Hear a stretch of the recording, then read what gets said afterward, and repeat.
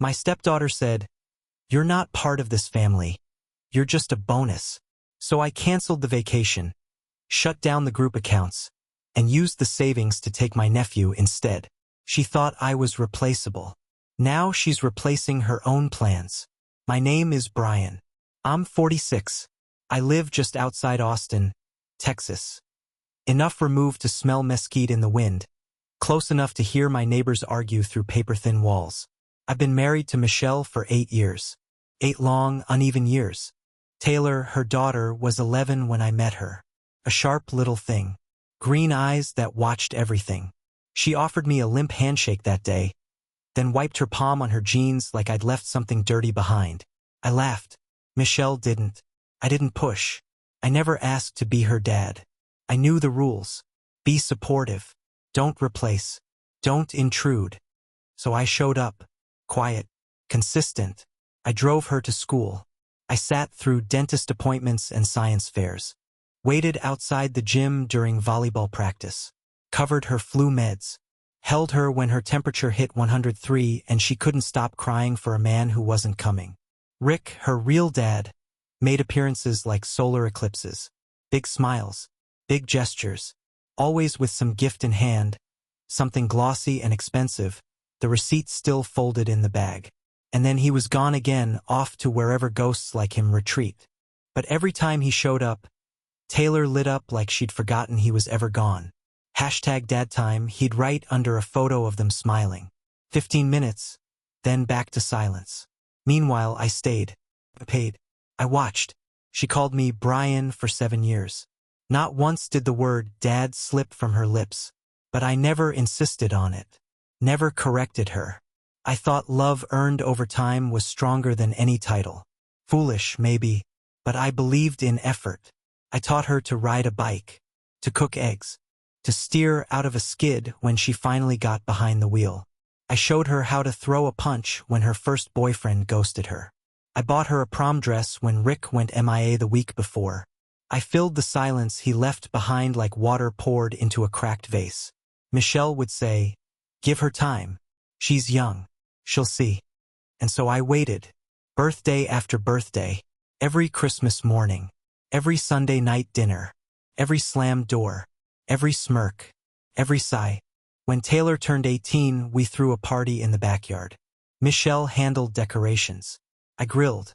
Rick arrived 2 hours late with a drone and a $200 prepaid visa. Taylor ran to him like he was the Messiah. They took selfies. She posted one. "Best surprise ever. Love you, Dad." I wasn't in a single picture. No tag. No mention. Just background noise. Michelle said not to take it personally. He's her dad. You know how it is. Yeah. I did. When Taylor started college, I paid the tuition deposit. Bought the comforter and the laptop. Hauled every box up 3 flights of stairs into her dorm. Rick? No show. Sent a text with a thumbs-up emoji. That was it. Still, I showed up. Still, I believed that showing up meant something. That eventually, she'd look back and realize who had been there when it counted. That consistency would win out over charisma. But at 19, the distance became deliberate. She started avoiding me, not in the busy, distracted way teenagers do. In that cold, polite, corporate way people fire you without saying the words. Her visits home got shorter. She stopped answering texts.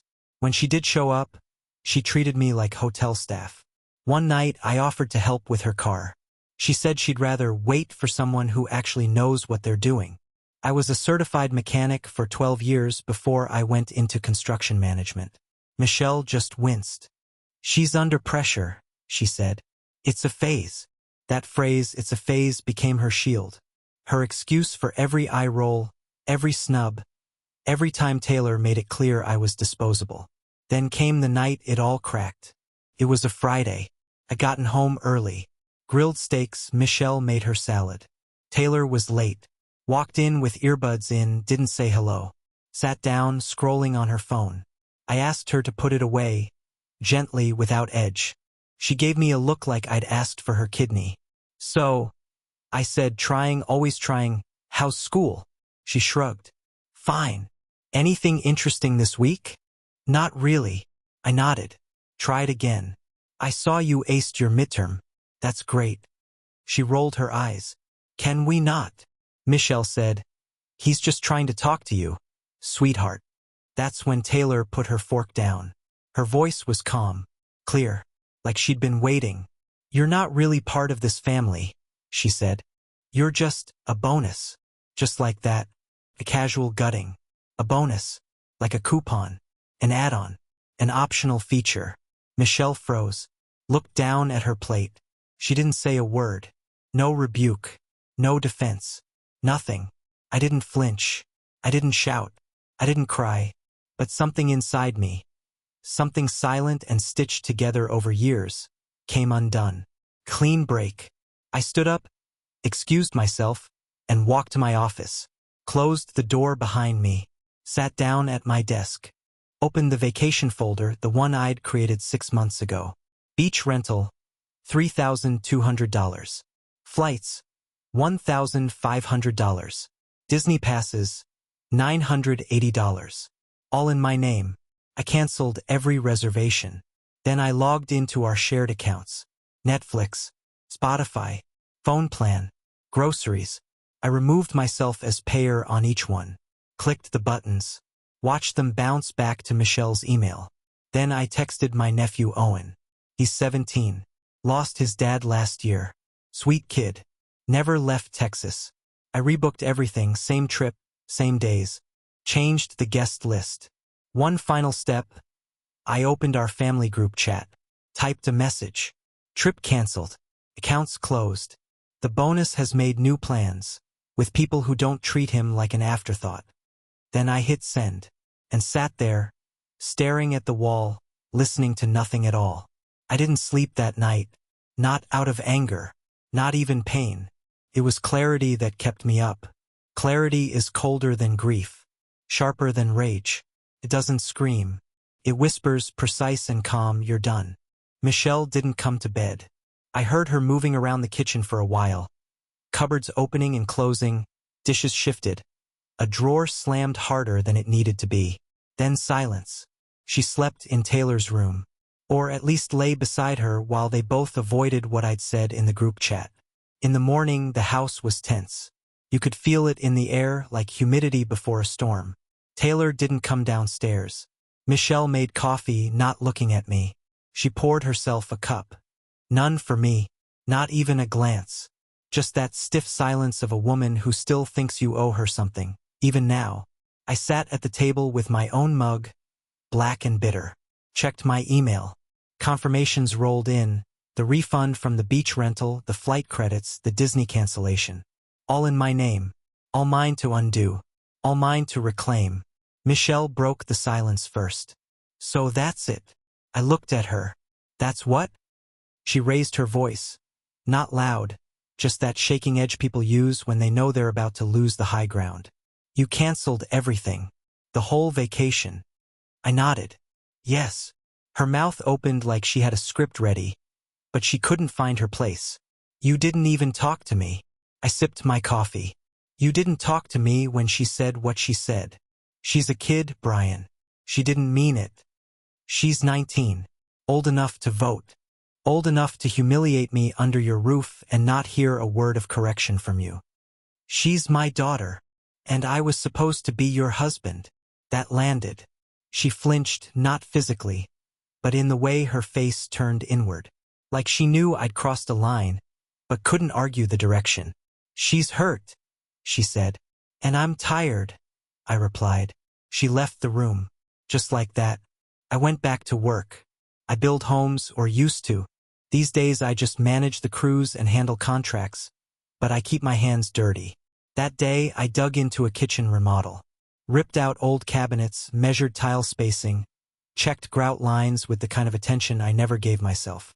At noon, Owen texted back. Seriously? You want me to go? I smiled. Yes. Pack for sun, water, and a lot of bad theme park food. He replied with 2 words. Holy shit. The kid had never left the state. Never seen the ocean. His mom, my sister, died 4 years ago. His dad drank himself into a seizure last spring. I'd offered to take him in, but CPS sent him to an aunt in Round Rock. He's not bitter. He's quiet. He's grateful, which apparently is a rare thing these days. That evening, I got my first message from Taylor. A voice note. I didn't play it. I watched the waveform dance silently on the screen and pressed delete. If it didn't come with an apology, I wasn't interested. If it did, I wasn't ready. The second message came a few minutes later. Text this time. Was that really necessary? No question mark. No punctuation. Just that clipped, passive-aggressive tone she inherited straight from her mother. I ignored it. The third message came at midnight. Guess we're not doing the vacation then. Thanks for the warning. No mention of what she said.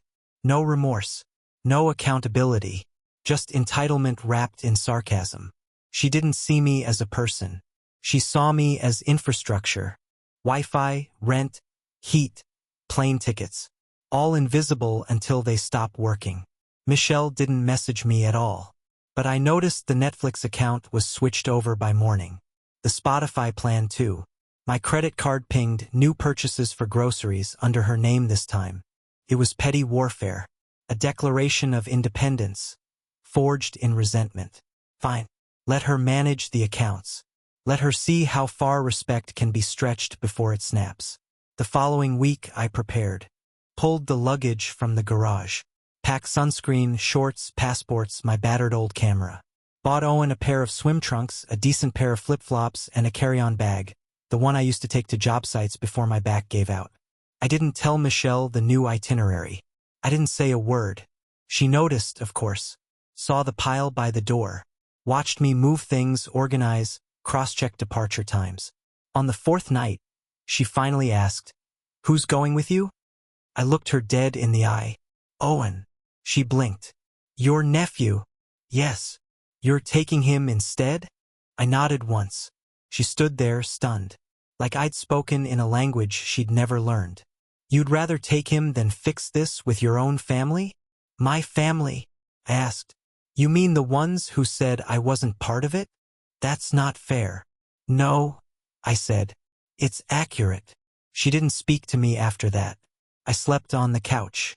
She stayed upstairs. Taylor didn't come home that weekend. Or maybe she did and just didn't say anything. At that point, I wouldn't have noticed. Departure day arrived. I picked up Owen at dawn. He was waiting with his bag, eyes wide. "I haven't been on a plane since I was like 5, he said. "You'll do fine." "I can't believe you picked me." I looked at him. I picked someone who wanted to go with me. Someone who doesn't see me as a walking debit card. He didn't know what to say, just nodded. That kid has more grace in silence than most people manage in a lifetime. We flew to Orlando, checked into the resort, walked the beach that night, feet in the surf, stars blinking through the humidity. I took a photo, Owen grinning, holding his shoes, water up to his ankles. No caption, just the picture. The next morning I posted it. One image, no tags, no location, just sand, light, and peace. By noon, the fallout began. First Michelle, "You took him."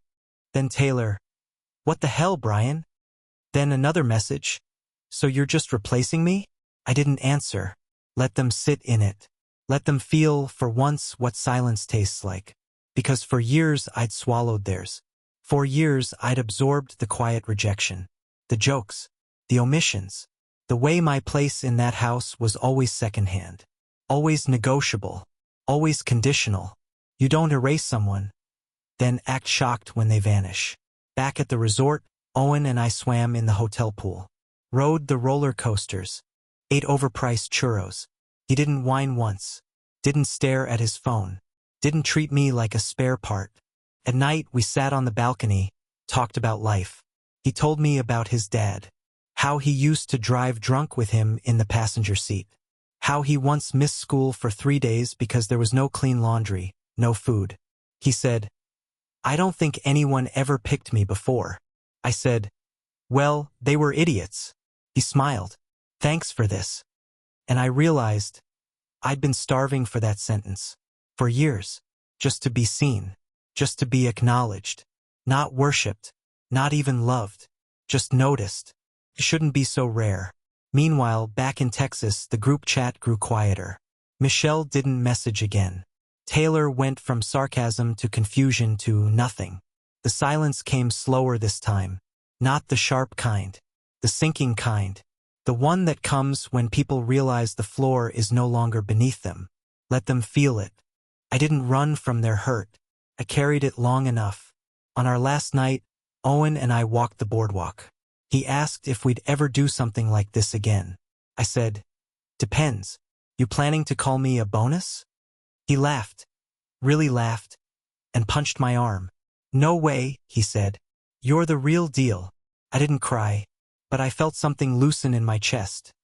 Something that had been tight for a long, long time. We flew back on a Thursday. I posted one last picture. Both of us, holding matching surfboards, faces sunburned and stupid with joy. No words, just peace. And that night, the phone rang. Michelle. I didn't answer. Then another text from Taylor. "Why would you take him? Why didn't you talk to me?" I stared at it for a while. Then typed, "You said I was just a bonus. Bonuses get revoked." Then I put the phone down and slept like I hadn't in years. The texts kept coming. Not in a flood, in a slow, strategic trickle. Like they were rationing their concern. Michelle's tone was clinical. "You're being dramatic." Then, "You're hurting her." And finally, "Don't make me choose."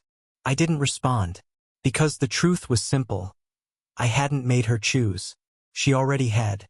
Taylor's silence after her outburst wasn't silence at all. It was a verdict. And Michelle? She didn't object. Didn't speak up. Didn't even flinch. She left me there, gutted at our dinner table, and said nothing. And when a woman says nothing while her child belittles her husband, that silence is a choice. A vote cast in cowardice. And now she wanted to pretend it hadn't happened. That I'd just gotten my feelings hurt. That I was sulking. No, I was done. I spent that week in the quietest peace I've known in years. The house, stripped of tension. No slamming doors. No footsteps up the stairs. No whispered conversations that paused when I walked into the room. Just silence. Not empty. Full. Like oxygen returning to a room that had been sealed too long. Michelle came home from work that Monday and found the locks changed. She called me from the porch, furious. "I can't get in." I said, "That's correct. You changed the locks?" "Yes. You don't get to do that." "I do," I said calmly. "My name is on the deed. Yours isn't. You never wanted to refinance it. Said it made things easier if we ever split. Well, here we are. Enjoy the convenience." She stood outside for almost 10 minutes, calling, texting, pacing. I sat inside on the couch with a glass of iced tea and let her shout at the front door. Eventually, she left. The next day, her lawyer called. That's when I knew she understood this wasn't a tantrum. This was an ending. And I felt nothing. No sorrow. No regret. Just relief. Like I'd been wearing someone else's skin for too long and finally peeled it off. I moved through the house like a man unburdened. Took down the pictures, the ones of all three of us pretending to be whole. The ones where I was always slightly out of focus, always standing a little apart. I packed them into a box labeled Return to Sender and set it aside. I started reclaiming the space. The office became mine again, not a shared space filled with her clutter and half-used candles. I threw out the blanket she always left on the chair. Deleted the Spotify playlist she used on cleaning days. Scrubbed the scent of her shampoo out of the guest bathroom. And in the absence, I found presence. I started sleeping with the windows open. Started cooking again, real meals, not microwave leftovers she'd pretend to appreciate. I listened to records, old ones, scratched and warbled and alive. The kind of music people don't put on at dinner anymore because it makes you feel things. Owen came over one weekend. We grilled in the backyard. Drank soda. Watched the stars. He said, "Is it weird? Being here alone now?" I shook my head. "It's the first time I've felt like this is my house." He nodded like he understood. And maybe he did. Maybe loss trains some people earlier than others. Maybe we recognize freedom not by what it adds, but by what it removes. The next week, Taylor showed up. I was in the garage working on my old motorcycle, the one Michelle always said was a midlife crisis waiting to happen. Taylor pulled into the driveway in the car I helped her buy, the one she hadn't thanked me for. She sat there for a minute, engine running. Then it shut off. I kept working. Eventually, she walked over. She stood beside me, awkward, like a tourist in a memory. I didn't greet her. Finally, she said, "You took Owen on the vacation." Still no apology. Still no remorse. I wiped my hands on a rag. I did. Why? I looked at her. Because he wanted to go. She flinched. So did I. I raised an eyebrow. No. What you wanted was to insult me and still get the benefit of my bank account. That's not the same thing. She folded her arms. I didn't mean it like that. But you said it like that. She looked down. That was new. Mom says you're throwing everything away. I shrugged. Your mom stood by while I was thrown away. I'm just cleaning up. Taylor looked at the bike. You always wanted to fix that thing. Never had the space. She hesitated. I didn't know it would hurt you. That's when I looked up, really looked. Her eyes were red. Not fresh tears. The kind that had been there a while. The kind that waited for the right moment and never came. I said, "You called me a bonus. You said I wasn't part of the family. That wasn't a slip. That was a boundary. And I respect boundaries." She opened her mouth, closed it, then said the quietest thing I've ever heard from her. "I thought you'd just take it." I stared at her. "I thought you'd get over it," she added. Like always. And that's the moment I knew, really knew, that she hadn't misunderstood me. She had understood me too well. She'd watched me endure everything for years. And somewhere along the way, she mistook that endurance for absence. Mistook my silence for emptiness. My patience for weakness. "You thought I'd take it," I repeated. She nodded. I set the rag down. "You know what the problem with being a bonus is, Taylor?" She waited. "It means I was never required. Never earned. Just extra. And extras get removed when the story doesn't need them anymore." She looked like she wanted to argue, but she didn't. Maybe for the first time in her life. Then she said, "I miss the way things were." "Do you?" I asked. "Or do you miss the benefits?" She didn't answer. I didn't expect her to. She left that afternoon. Didn't slam the door. Didn't send a follow-up text. But that night, Michelle called. "I heard you talk to her." I did. "She's upset." "So am I." "She's your daughter." "No," I said calm. "She's your daughter." I was the man in the chair she walked past. I was the bank account she drained. I was the errand runner, the handyman, the ghost. But I was never her father, not in her eyes. And I'm done pretending otherwise. Michelle said, "This isn't what we built." "No," I agreed. "It's what I paid for." The silence on her end was a shroud. Then, "Do you hate me?" I sighed. "No. I just don't recognize you anymore." I hung up, and that was the last time we spoke. The divorce papers came 2 weeks later. Straightforward. Unemotional. She wanted the furniture. The car. Not the house. Not the debts. Just the parts she could carry. I signed them. No alimony. No court battles. No custody fights. There were no children between us, not really. Only memories. And those were hers to keep. In the weeks that followed, something strange happened. I started waking up early again. Not from anxiety. From rest. I drank coffee on the porch. I walked the property barefoot, feeling the ground. I lived. Truly lived. Not in defiance. In recovery. Freedom doesn't always roar. Sometimes it just breathes. I found a rhythm. One built on absence, not loneliness. On quiet, not exile. Taylor sent one last message. A photo. The one of me and Owen, surfboards in hand. She wrote, "I called you replaceable. Then you replaced me. I don't know how to come back from that." I stared at it for a long time, then replied, "That's the thing about bonuses, Taylor. You don't get them twice." I haven't heard from her since. It's strange how absence can feel louder than shouting. After Michelle's call, after Taylor's final message, The quiet became a kind of song. Not cheerful, not mournful, just honest, like the house had finally found its true pitch. I didn't rush to fill the silence, didn't invite friends over, didn't buy a dog. I let the house speak, let it echo with its own emptiness. And every day it got easier, not lighter, just clearer. People at work started noticing the change. "You look good, Brian," someone said. "Did you lose weight?" No, I just stopped carrying people who never held me back. I wasn't bitter. That surprised me. I thought I would be, that I'd stew in resentment, relive every insult, every slight. But no, that's the thing about clarity. It burns the weight right off you. And then, almost exactly a month later, I saw her. Taylor. It was at a grocery store. Sunday afternoon. The kind of day where the sun burns hot and merciless, and you only go out because the fridge is empty.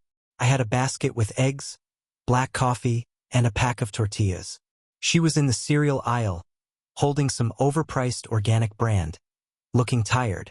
We locked eyes. She froze. I didn't. I nodded. Calm. Civil. She stepped forward. "Hi," she said, almost too soft to hear. "Taylor." She looked thinner, paler. Her makeup was smudged around the eyes like she hadn't slept well in days. "I've been meaning to call," she said. "You haven't." "I know." A pause. Long, heavy. Then she asked, "How's Owen?" That caught me. "Good," I said. "Back in school.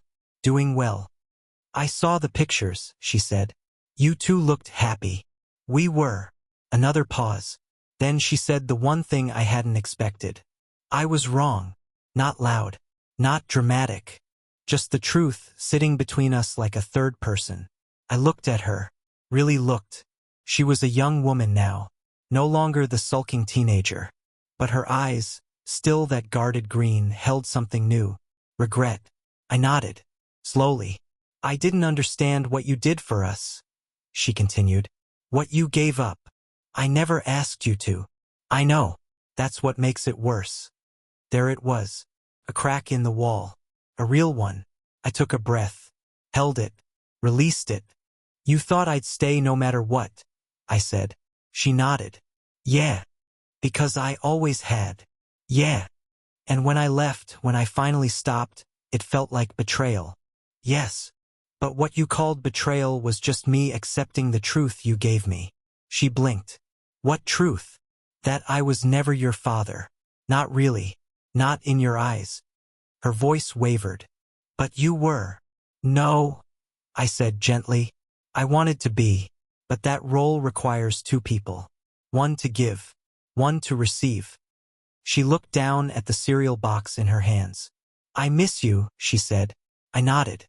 "I miss the idea of you." She flinched. That hurt her. And I let it. Because truth, when spoken cleanly, always leaves a mark. We parted ways without hugging. Without promises. Just a nod, mutual, quiet. In the parking lot, I sat in my truck for a few minutes before starting the engine. I didn't cry. I didn't shake. I just breathed. 2 days later, Michelle emailed me. Not a message. A formal letter. She wanted to meet. Just coffee, she wrote. No drama. I agreed. We sat in a cafe on 5th Street. She wore makeup. The good kind. Hair done. Earrings. A dress I remembered buying her for our anniversary 2 years ago. She looked like she was trying to summon the version of herself that still mattered to me. It didn't work. She asked how I'd been. I told her the truth. Peaceful. She asked about Owen. I praised him. She asked about the house. I told her it was clean now. She said, "You've changed." I smiled. "I've returned." She stirred her coffee slowly, watching the swirl. "I didn't realize how much you did until you stopped doing it." "Most people don't," I said. "I should have defended you." "Yes. I should have corrected her."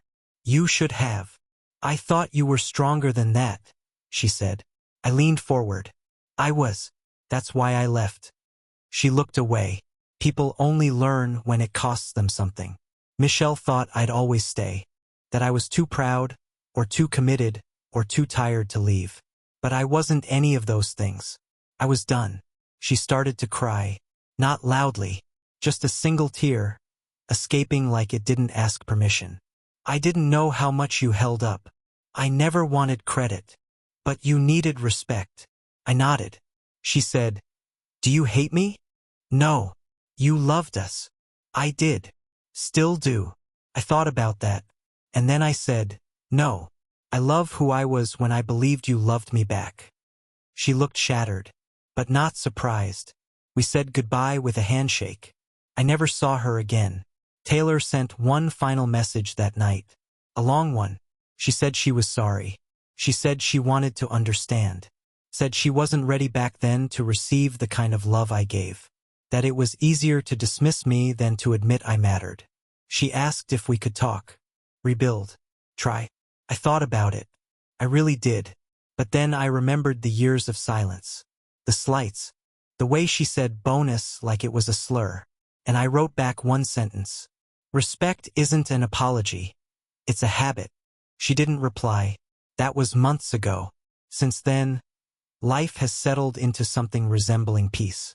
The house is quiet. The air feels honest.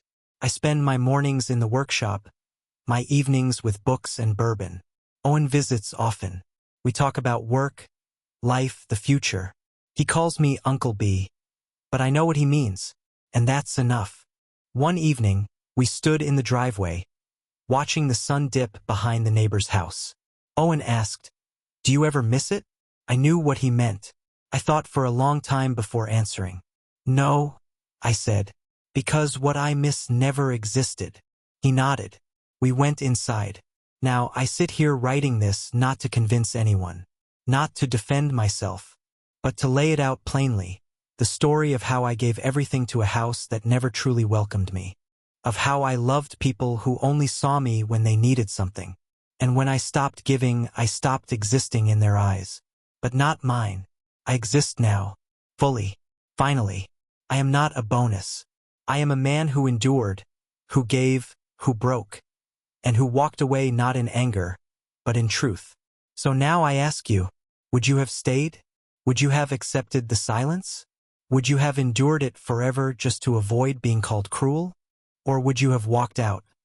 Not to punish, but to protect what little was left of yourself. Tell me, was I wrong? Or was I finally, painfully, right?